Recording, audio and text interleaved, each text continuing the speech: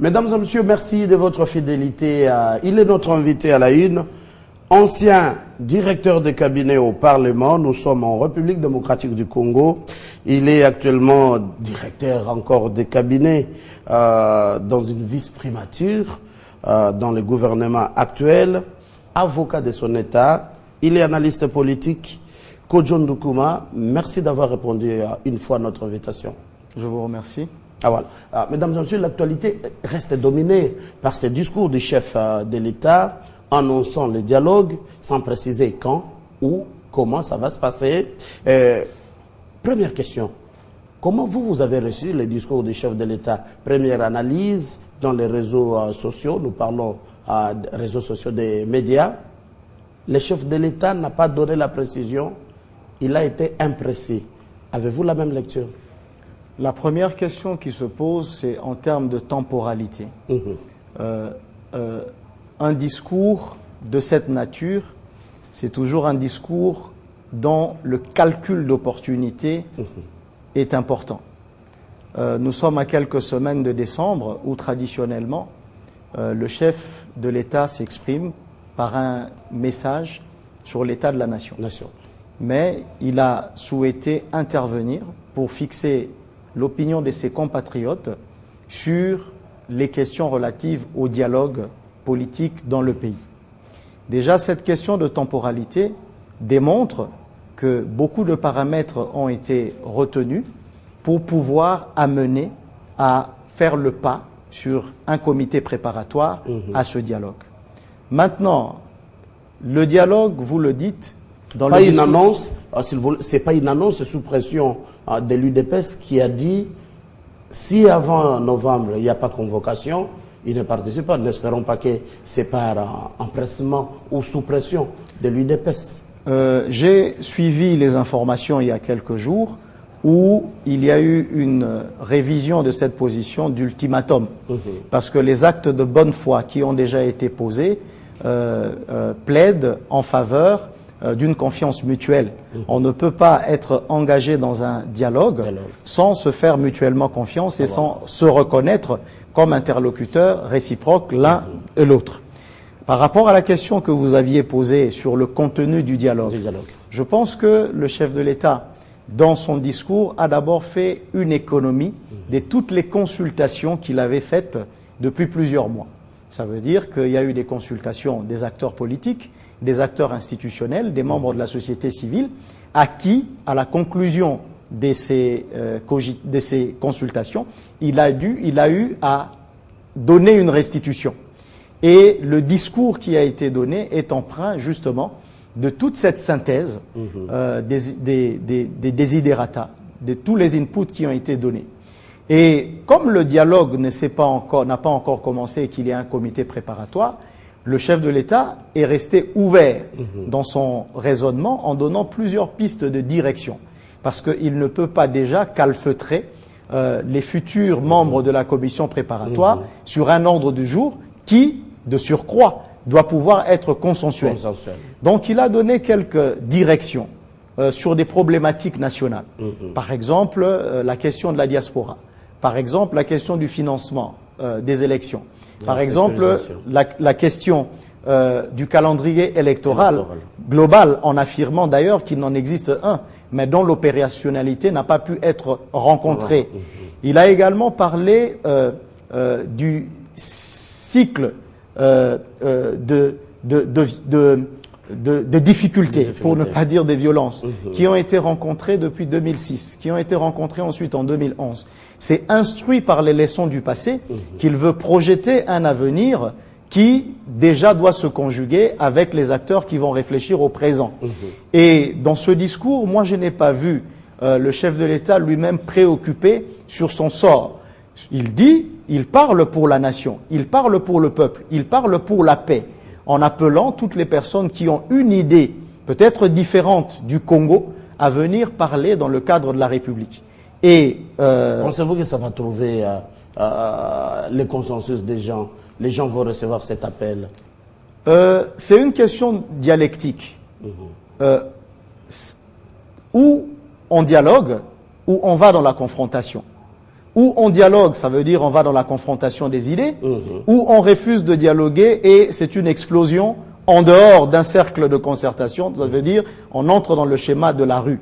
Je me souviens encore, François Mitterrand disait que je ne peux plus détester celui à qui j'ai serré la main, hein, quand il devait débattre pour sa campagne électorale.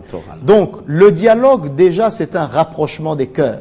À un moment donné, les gens ont embrayé sur la thèse d'une crise institutionnelle qui n'en était pas une, en disant qu'il y avait, après les résultats des élections de 2011, une personne qui avait prêté serment dans sa résidence, qui se déclarait comme étant la personne élue, et il y avait une idée de la République qui était tout à fait biaisée. Parce qu'aujourd'hui, avec le dialogue, nous revenons à l'article 69 de la Constitution, qui reconnaît au chef de l'État le pouvoir de garant de la nation.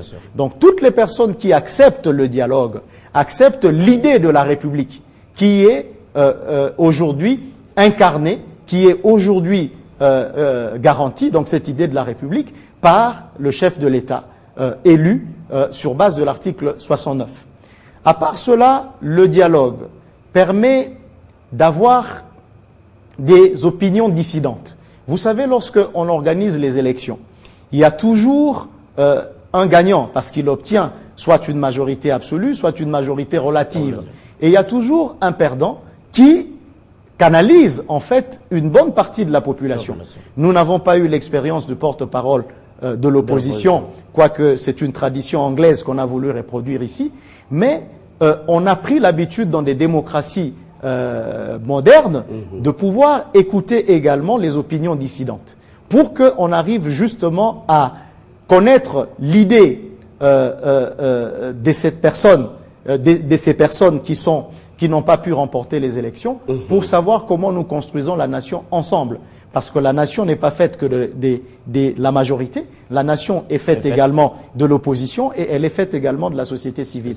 Et c'est ça l'importance du dialogue.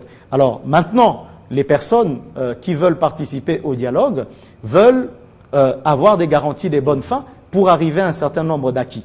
Ah voilà. Décryptons un peu ces discours du président Joseph Kabila. Il annonce les dialogues pour sauver le processus électoral. Mais l'opposition dira les problèmes qui doivent être traités dans les dialogues doivent être traités dans les institutions. Vous savez, c'est ça les deux thèses. L'une des thèses pour dire que les questions électorales peuvent être traitées par la centrale électorale, donc la CENI, dans le cadre des rencontres tripartites, mais il y a également une autre thèse qui est celle qui triomphe avec le dialogue, c'est celle de considérer que les questions électorales ne sont pas des questions isolées de la vie nationale. Parce que nous organisons les élections sur base d'un projet de société, nous organisons les élections sur base d'un idéal de la société que chaque candidat peut avoir pour projeter l'avenir des citoyens. Et les élections ne sont pas une fin en elles-mêmes, parce que après les élections, il faut qu'il y ait une sécurité, ça le chef de l'État l'a dit, une sécurité physique, c'est vrai, des personnes et des biens, mais il faut également que les acquis que nous avons déjà pu engranger ne puissent pas être compromis. Et l'expérience de 2006 a démontré que les élections étaient devenues, l'expérience 2006-2011, l'élection est devenue une occasion de crainte, une occasion de tension. On ne sait pas du résultat des urnes quelles conséquences il y aura dans la rue.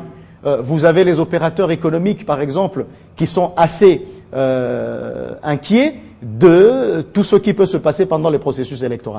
Donc cette thèse consistant à replacer le processus électoral dans le cadre d'un dialogue politique global est une thèse qui garantit non seulement la bonne fin des élections, mais également les acquis électoraux et la continuité de la vie nationale. Et cela est d'autant plus important que la CENI à elle seule, c'est vrai, c'est elle qui devient pratiquement le catalyseur de la vie nationale lorsqu'on s'approche des élections, parce qu'elle détermine un calendrier et tout le reste, mais il y a tout un accompagnement des institutions. Vous ne pouvez pas organiser les élections tant que vous n'avez pas réglé les questions judiciaires. le contentieux des candidatures, le contentieux des résultats. Et il y a une question sur le déploiement aujourd'hui des cours et tribunaux dans les nouvelles provinces, les règles de compétence. Vous avez la question de sécurisation du processus. Tout ça, c'est du temps. Oui, la sécurisation du processus électoral. Ces kits qui sont déployés, il faut une masse critique des policiers, il faut sécuriser les frontières lorsqu'on organise les élections. Vous avez la question des financements des élections. C'est dans le cadre des budgets pluriannuels, c'est dans le cadre des actes d'engagement entre le budget, les finances et la CENI. Et il faut que le gouvernement collabore avec la CENI sur les questions de financement électoral. À part cela, il y a des questions de diplomatie qui doivent jouer. Parce qu'on fait appel souvent à la mobilisation extérieure des capitaux qui passent par les structures, par les mécanismes traditionnels de la diplomatie pour atterrir auprès des bénéficiaires qui est la CENI. Et souvent, cette mobilisation des ressources extérieures est accompagnée d'un certain nombre de conditionnalités qui se traduisent en ingérence dans les affaires intérieures du pays. Lorsque, par exemple, les résultats sont proclamés et que les Congolais eux-mêmes savent que le gagnant de ces élections a été le président Joseph Kabila, pourquoi est-ce que de simples observateurs de ces élections se croiraient être des actionnaires de la CENI, par exemple, pour proclamer ou dire des choses qui sont contraires et qui n'apportent pas la paix. Donc, c'est toutes ces questions-là qui doivent pouvoir être assurées, en termes d'acquis, en termes de consensus, dans le cadre du dialogue, ainsi que le sort, finalement, des candidats. Le sort des candidats. On se souviendra de l'expérience qu'il y a eu avec le sénateur Jean-Pierre Bemba. Il y a eu, entre les deux tours des élections, une initiative qui avait été prise à l'époque par le professeur Samba Kaputo, et un décret avait été signé à l'époque pour que les différentes parties se mettent d'accord en acceptant les résultats des urnes, quels qu'ils soient, et pour voir le statut postérieur du gagnant ou du perdant dans le cadre des élections. Et ça dépasse, je le pense, et ça dépasse le cadre des simples tripartites qui pourrait y avoir au niveau de la CENI, qui traite des questions plutôt techniques que politiques. Il y a un autre point. Quand le chef de l'État évoque les dialogues, oui, pour un consensus responsable, en vue de garantir la stabilité et la paix. C'est comme si, sans les dialogues, tout irait mal. Ne craignez-vous pas que c'est en organisant les élections, dans les délais, qu'on crée cette stabilité et la paix? Et quand vous cherchez ce que vous faites, vous, de la majorité, à ne pas organiser les élections, à aller au-delà du délai, que vous risquez d'énerver la masse? La question de dépassement de délai n'a pas été l'objet du discours, que je sache. Mais je pense que c'est dans la réflexion que vous essayez de voir les défis à rencontrer, les paramètres à réunir pour organiser les élections dans le délai qui reste. Par exemple, le fichier électoral, l'enrôlement des nouveaux majeurs. Et si dans les dialogues, les membres de la diaspora doivent venir, ils devront également penser sur la manière de dire comment nous participons aux élections. C'est toutes ces questions-là. Mais je pense que le dialogue est toujours un cycle vertueux. Je prends le cas du Burkina Faso. On a commencé par des déflagrations des rues. On a commencé par des hommes forts. On a commencé par une sorte de renversement de l'ordre. Qui est leur article 64 de la Constitution. Mais lorsque il a fallu faire des choses sérieusement, on a exorcisé les démons du passé. Aujourd'hui, on est en train de voter au Burkina Faso après avoir dialogué avec l'opposition, la société civile, et après avoir accepté l'inclusion même des personnes qui avaient été aux affaires à l'époque du président Kampaoré.